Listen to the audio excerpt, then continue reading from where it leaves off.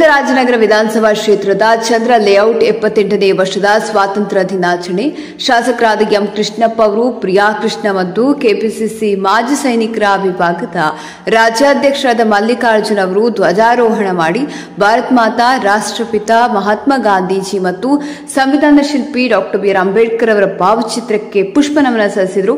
ಮಾಜಿ ಸೈನಿಕರುಗಳು ಸನ್ಮಾನಿಸಲಾಯಿತು. ಸಾವಿರಾರು ಮಕ್ಕಳು ಪಾಲ್ಗೊಂಡಿದ್ದರು. ಸ್ವಾತಂತ್ರ್ಯ ಭಾರತ ದೇಶವಾಗಲು ಬ್ರಿಟಿಷರ ವಿರುದ್ಧ ಸತತ ಹೋರಾಟದ ಪ್ರತಿಫಲದಿಂದ ದೊರಕಿದೆ. ಇದರ ಹಿಂದೆ ಲಕ್ಷಾಂತರ ಜನರ ತ್ಯಾಗ ಬಲಿದಾನವಿದೆ. ಇಂದಿನ ಯುವ ಸಮೂಹಕ್ಕೆ ಸ್ವಾತಂತ್ರ್ಯ ಸಂಗ್ರಾಮ ಮಹತ್ವ ಮತ್ತು ಹೋರಾಟದಲ್ಲಿ ಭಾಗವಹಿಸಿದ್ದ ಸಾಧಕರುಗಳ ಕುರಿತು ಅರಿವು ಮೂಡಿಸಬೇಕು. ಕೋಮುವಾದ, ಜಾತಿವಾದದ ವಿರುದ್ಧ ಎಲ್ಲರೂ ಒಗ್ಗಟ್ಟಾಗಿ ಶ್ರಮಿಸೋಣ, ಶಾಂತಿ, ಸೌಹಾರ್ದತೆ, ಸಹೋದರತ್ವ ಅಳವಡಿಸಿಕೊಂಡು ಬಾಳೋಣ ಎಂಬ ಸಂದೇಶ ಸಾರಲಾಯಿತು.